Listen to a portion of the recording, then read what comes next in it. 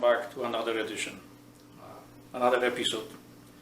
I just want to do a house cleaning first. You notice that on the beginning of the videos there is a new disclaimer. It is necessary because of the new rules that are coming to Google and Facebook and all the medias. It's essential to do that. I was advised to do that. I think there is a reason for that. Anyway, now I want to refer a little bit to a previous video about the missing. This is only a small segment. This is not the whole thing. There is at some point going to be a video summarizing all the energies, all the evidence that is available to us to give you a glimpse into what is causing that. Some of the disappearances can be explained very easily, but there is once you explain something and the truth is known, then there is no reason further investigate that. That's why, for example, there is the Skinwalker Ranch, which is going to be going forever, because once someone comes forward and explains what's going on over there, it is going to be just a ranch, and that's very inconvenient. So, you understand this. So the same thing is with the missing ones. If we wanted to know that, we would already have the evidence. There are people, however, that they do understand that, they know that. But in our society there are layers. Within those layers, people have a different understanding of what the world is. I already made a video about 3 stages of our existence, and some people fit into category the 1, 2. There's only a handful of those which are in 3. Same thing with understanding. The understanding is not something that is given at your birth. You need to work on it, and usually we gravitate to the force of gravity usually pulls us down to the stage 1, and then some of us through work goes to stage 2, and then really very few goes to stage 3. So you will understand this at some point. It's very simple, not complicated. The things that are complicated are man-made, because people tend to have they like to do that because that's in our blood. We do not really like truth. We are more drawn to something that is appealing and exciting and adventurous or mysterious. When something is really simple to explain, it's better to have aliens and reptilians, this kind of stuff. Let's move on. Let's talk about today's video, which is about continuation, about new evidence towards the handbag of gods and the Guidestones, why they were designed this way and why they are placed this way, and what's the meaning of those texts there. Each element has its purpose, something that not many people understand. So let's jump first to the handbag of the gods. You already know this device. This is the Thunderbolt. I mentioned that already before. This is a capacitor. It harnesses and amplifies chi energy. For you to better understand that, I am going to show you a few clips what what the human ability is. Then you will understand a little bit better what I am saying. Here is a simple demonstration by one of the masters. He's placing lots of sawdust in his mouth, and then he's going to ignite this. You can see the smoke is gonna start coming out of it. That's the chi energy. He generates chi energy, and then that's what happened. We have other abilities as well. Now, I am sure that some of you know this gentleman, that's Master Wolf, And he's going to do the same thing. He's going to ignite this piece of paper with his chi energy. He's generating that through one of those chakras in his palm of the hand. Those places, the palm is generating a lots of energy, the chi energy. So the largest stone blocks ever cut, the largest stone blocks ever moved, the largest stone blocks ever lifted, as well as the largest solid stone columns in the history of ancient human civilization are all located in the same exact location, Baalbek, Lebanon. This short clip that you just saw, it was from the channel Brightside. He is a very bright young man that has a good stuff and it's worth to see it. Here I am pointing you to another video.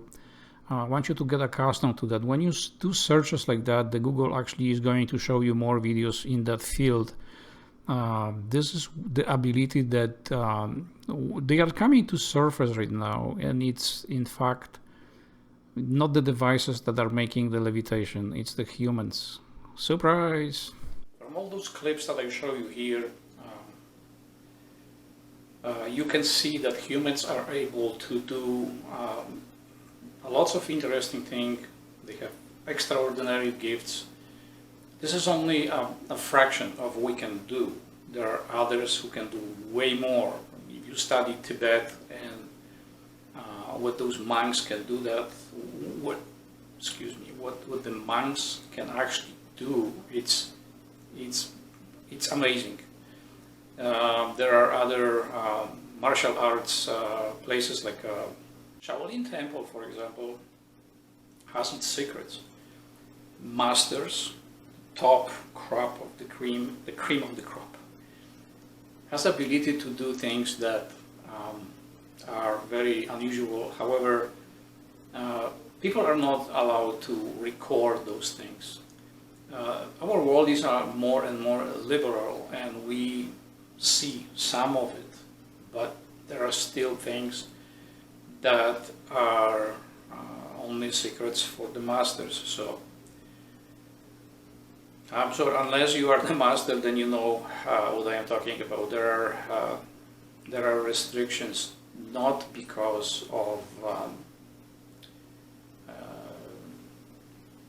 to show what we are able to do. The danger is that people, once they learn this, without going through the stages of understanding, they may use that in a very harmful way. And this is kind of preventing to be mainstream, because some of the things are very simple to do, and that's kind of, scary for people that they may actually use that. These are but few abilities that we have, and how probably you are asking how this fits into the handbag of the gods. Here, the arrow is pointing to something that looks like a shaft that is surrounded with a coil. This whole bag is divided in half. Is divided to south and north pole. They have opposite values, positive and negative. So that is one of those parts. The second part, when you pay close attention, they looks like arms of a fan, because this thing is rotating, is moving. Yes, that's where the arrow is pointing. That part has a blades, and it's rotating. Those blades, in my opinion, they are somehow generating some form of ultrasound. It's a frequency that is providing a force field around person or a room. How wide it is, I have no idea, but this is also used by someone who is going to space, protect them from cosmic radiation. It's a sad thing that not many people are interested actually in building this or breaking this apart to see if they can reverse engineering this whole thing, especially now when our magnetic field is decreasing, and that would be helpful for aviation. Every plane should have one of those to protect from the cosmic radiation. One of the components of the handbag is also part of this device, where you see the arrow pointing, that ball in the center. There is something spinning inside that is harvesting the chi energy. There are two components to that. There is a wave that is a carry wave that takes the charge and disperse on the end. And here where the arrow is pointing, this part is responsible for that, some form of wave. I have no idea what that is. Once the charge is sufficient enough, then on the end it comes the discharge. And I understand that one of those principles that is involved in this is a component that is in the handbag.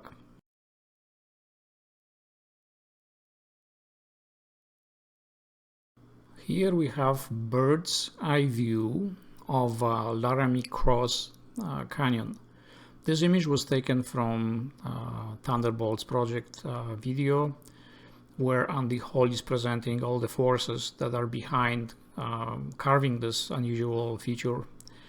I am leaving a link below the video so you can watch it, the whole thing yourself, and understand that. When you see this, you will understand better how the designers of the Georgia Guidestones were influenced by those unusual forces carving this canyon. One day I wish to know those people that designed the Guidestones, because there was a lot of thought going into it, and whoever did that is on a completely different level of understanding or stage of understanding. You already know. It is because of the forces. The altar is on the top, it's sitting on the supporting forces.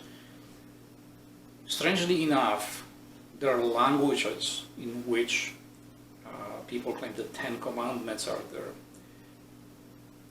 No one pays attention to that, to those languages and how they are positioned on those on those slabs.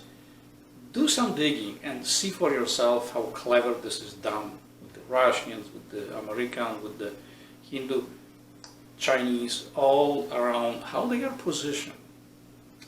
Now, there is another element that people are missing.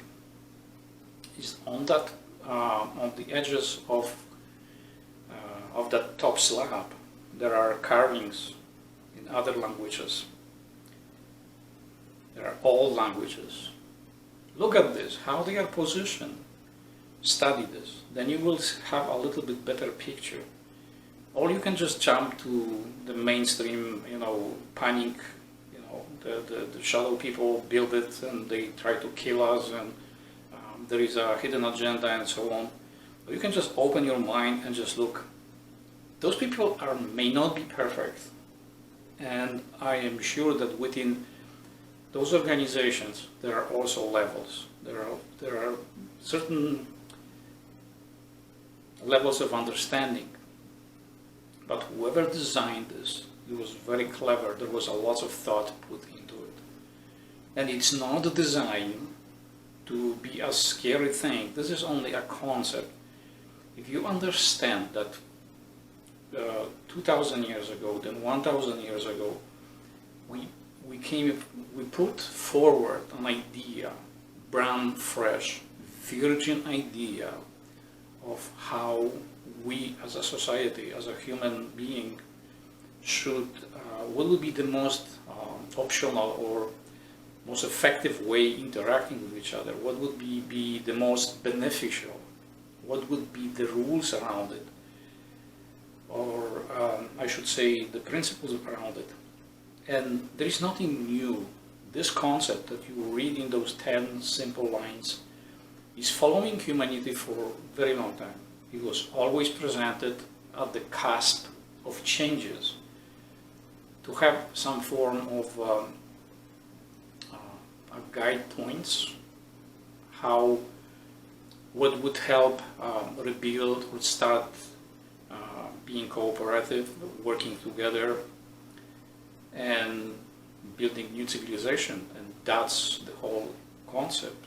This also why fits that into the cross? This is only partial explanation.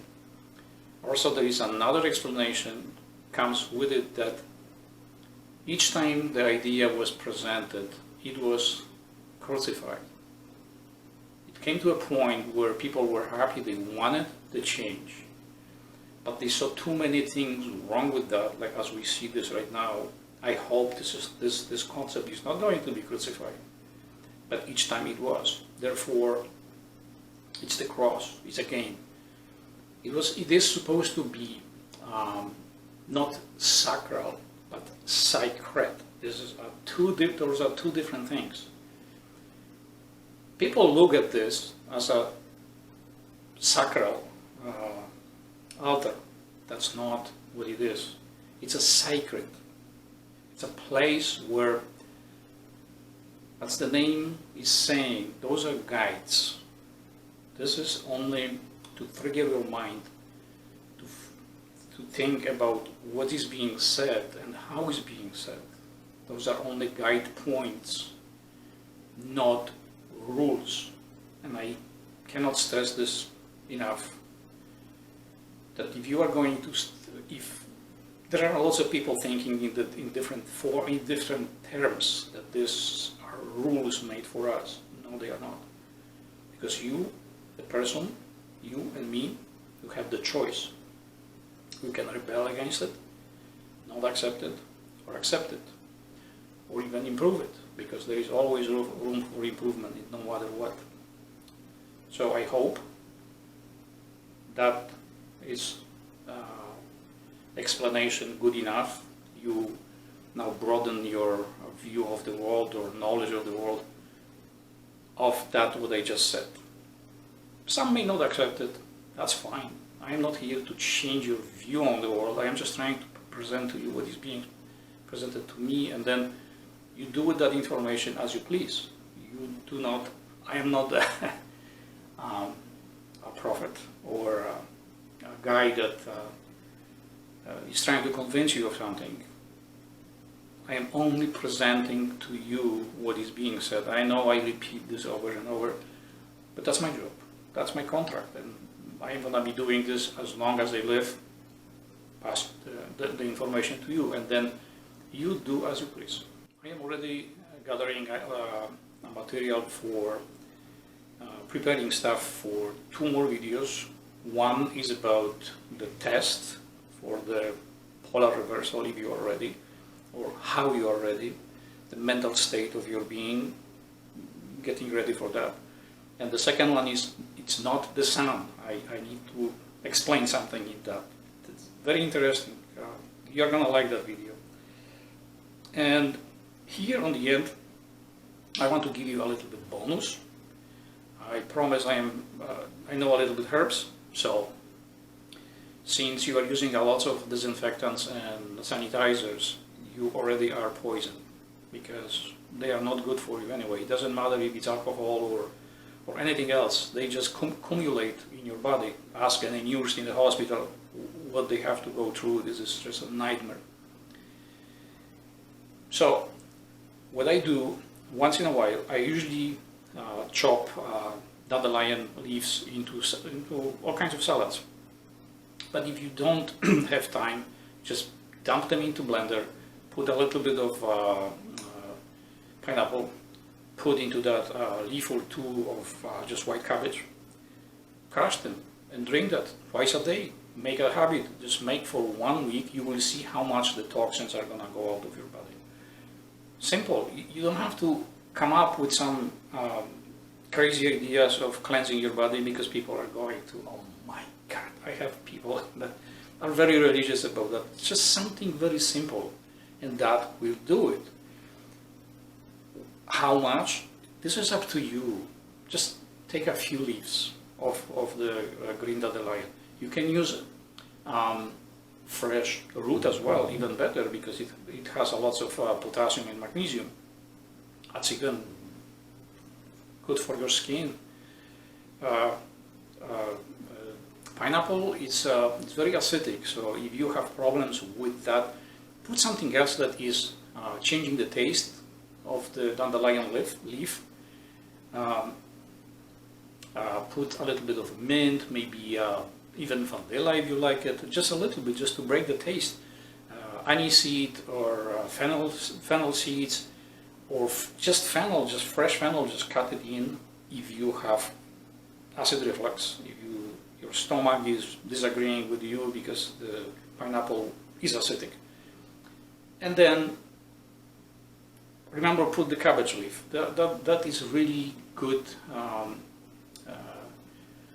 bonding agents for toxins and cleansing the liver. It's the white cabbage. Just 1-2 leaves. Just dump it in, grind it. That's it. You're done. All right. So thank you for watching this video today, and please subscribe if you didn't yet. Please like this video, please share this video, leave me a comment below, and well, see you in the next video.